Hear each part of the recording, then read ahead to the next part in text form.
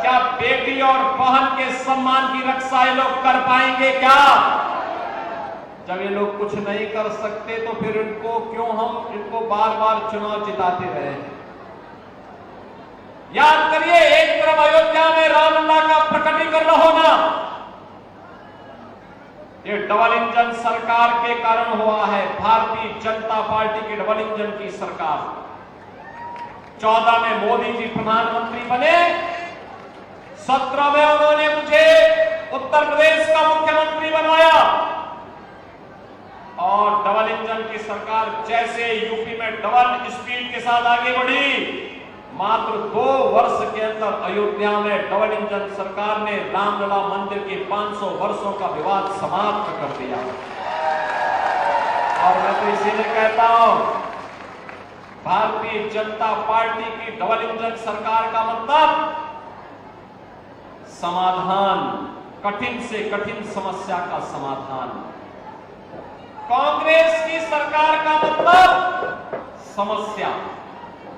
ये देश के अंदर आतंकवाद की समस्या हो, नक्सलवाद की समस्या हो, उग्रवाद की समस्या हो, भ्रष्टाचार की समस्या हो, बेरोजगारी की समस्या हो, या फिर किसी भी प्रकार की समस्या, इसके पाव में अगर आप जाएंगे कहीं ना कहीं कांग्रेस ही दिखाई देगी। भारतीय जनता पार्टी समाधान है। अयोध्या में रामलला का मंदिर बना तो कश्मीर में धारा 370 भी तो हट गई। मैं आपको बता रहा था ना, अभी 3 दिन पहले की घटना है। मैं जम्मू में था, मुझे एक सभा में जाना था। थोड़ा वहां बारिश पड़ रही थी तो पायलट ने कहा थोड़ी देर बाद चलते, तो मैं एयरपोर्ट में चला गया। एक मौलाना मुझे एयरपोर्ट में मिले, मैं तो पहचानता नहीं था, मैं जा रहा था। उन्होंने कहा कि राम राम साहब। मैं समझ नहीं पाया। फिर उन्होंने, मेरी आवाज आई फिर कि योगी जी राम राम। तो मैं उधर देखा तो मौलाना जी। मैंने कहा भी राम राम। बहनों और भाइयों, मैं भौचक था। मैंने वहां के एक अधिकारी से पूछा, मैंने कहा भी यहां पे क्या राम राम का संबोधन सभी मौलवी करते हैं? कहा नहीं साहब, ये धारा 370 हटने का इम्पैक्ट है।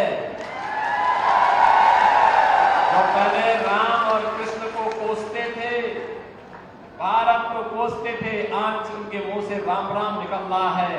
और याद रखना, ये मजबूत भारतीय जनता पार्टी जितनी मजबूत होगी, भारत उतना मजबूत होगा। भारत जितना मजबूत होगा, उतना ही हरे रामा हरे कृष्णा का भजन भारत की सड़कों पर सर्वत्र ये नजारे देखने को मिलेंगे।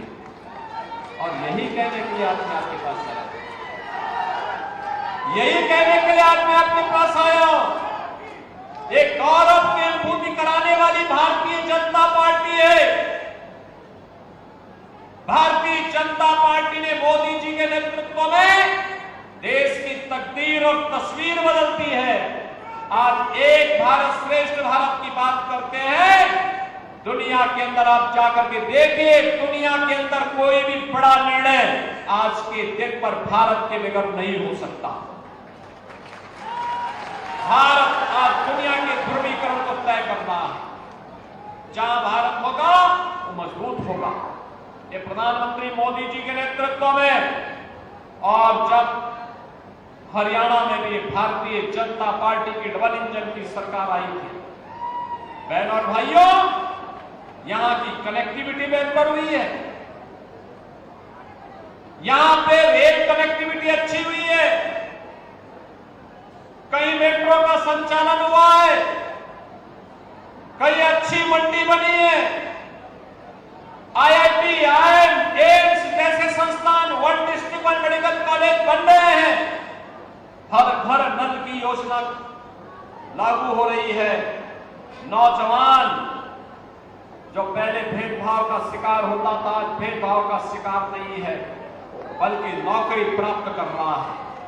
और इसलिए बहनों और भाइयों, आज हम सब आपके पास आए हैं कहने के लिए, याद करिए कांग्रेस के समय में किसान आत्महत्या करता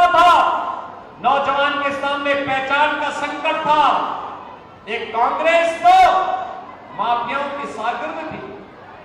संगठित अपराध में लिप्त माफिया हो, माइनिंग माफिया हो, खनन माफिया हो, वन माफिया हो, पशु माफिया हो, ये सब के सब कांग्रेस के शागिर्द हैं।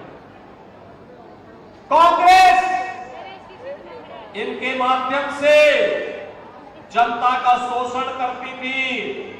डबल इंजन की सरकार ने माफिया राज समाप्त किया, विकास के पथ पर विरासत का सम्मान करते हुए आज आगे बढ़ाया है। आज सोचिए ना, कश्मीर सुरक्षित है, कश्मीर में भी चुनाव चल रहे हैं, कल ही कश्मीर में चुनाव होने जा रहे हैं। बहनों और भाइयों, जम्मू कश्मीर आज विकास की राह पर तेजी के साथ आगे बढ़ा है। और हरियाणा को तो कहना ही क्या, प्रकृति और परमात्मा की भूमि है, नारायण की भूमि है। नारायण तो सर्वत्र विराजमान है, उसकी कृपा से कुछ भी नहीं हो सकता है, उसकी कृपा के बगैर कुछ भी नहीं हो सकता है। और इसीलिए मैं आपसे कहने के लिए आया हूं, मोदी जी के नेतृत्व में आज 80 करोड़ लोग फ्री में राशन की सुविधा का लाभ प्राप्त कर रहे हैं। 60 करोड़ गरीबों को देश के अंदर 5 लाख रुपए की आयुष्मान भारत की स्वास्थ्य बीमा का कवर मिला है। 12 करोड़ किसान परिवारों को किसान सम्मान निधि का लाभ प्राप्त हुआ है। और बहनों भाइयों, 12 करोड़ गरीबों के घर में शौचालय बने हैं। 10 करोड़ गरीबों के घर में रसोई गैस का सिलेंडर पहुंचा है। 4 करोड़ गरीबों के मकान बन गए हैं। ये भाजपा का नारा था, सबका साथ और सबके विकास का। विकास सबको पहुंचाया, गरीब कल्याणकारी योजनाओं का लाभ सबको पहुंचाया, देश की विरासत का भी सम्मान किया और साथ साथ देश को सुरक्षा का एक बेहतरीन वातावरण भी दिया।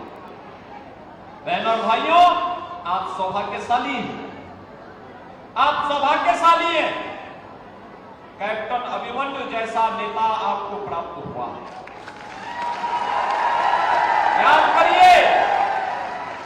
याद करिए, जिन्होंने अपनी जवानी देश की सीमाओं की रक्षा करने के लिए समर्पित की हो, और जैसे वहां से अवकाश प्राप्त किया, आए, उन्हें लगा कि नहीं, जनता जनार्दन की सेवा के लिए जाना है, शेष जीवन समर्पित किया भारतीय जनता पार्टी के माध्यम से जनता जनार्दन की सेवा करने के लिए।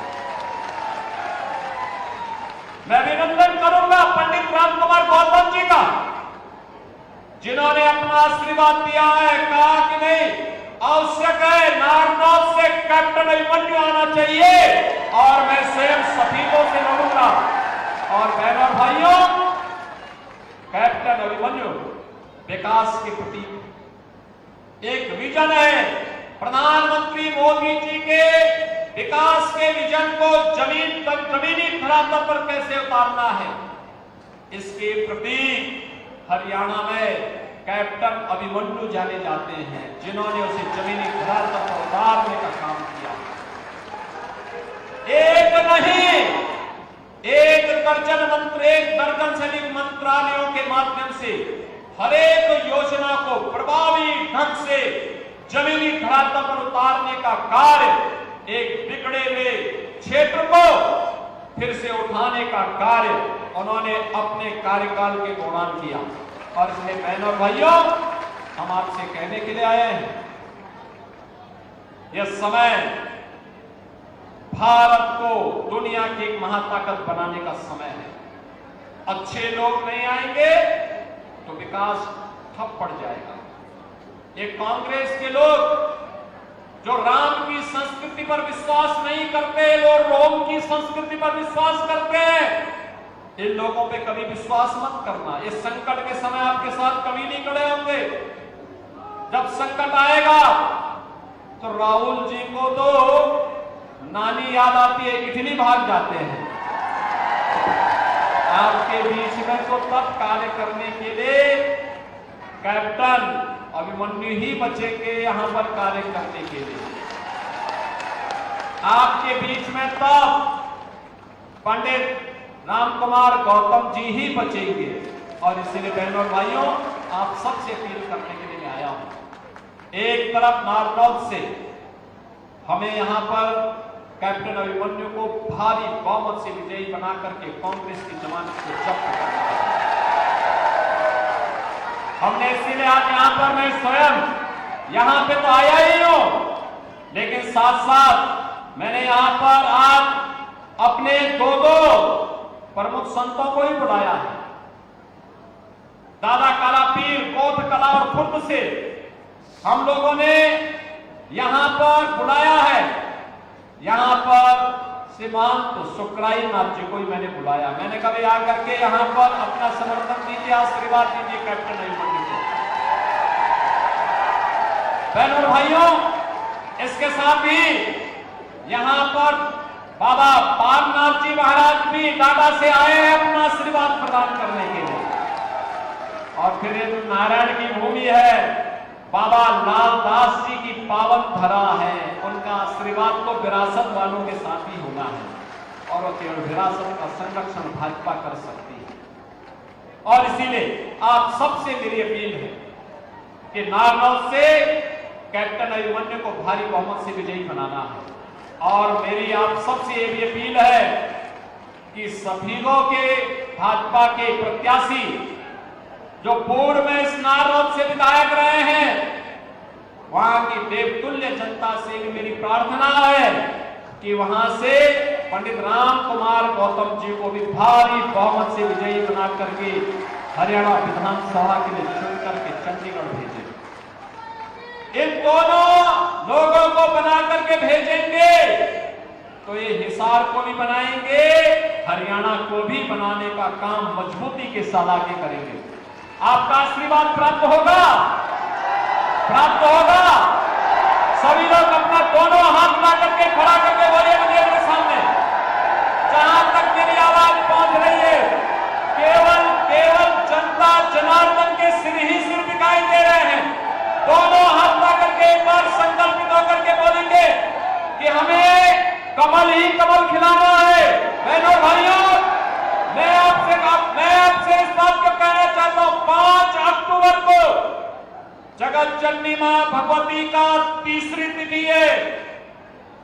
और याद रखना, मां लक्ष्मी भी जब अपनी कृपा बरसाती है तो जिस आसन पर विराजमान करके बरसाती है वह कमल का फूल ही होता है। हरियाणा को कमल के फूल का वरदान चाहिए ना मां लक्ष्मी का, सुख और समृद्धि चाहिए ना।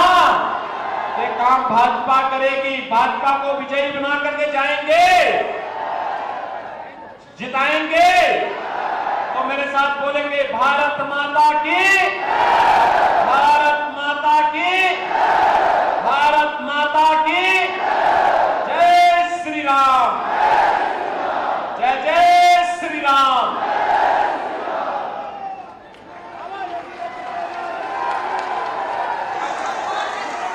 आप देख रहे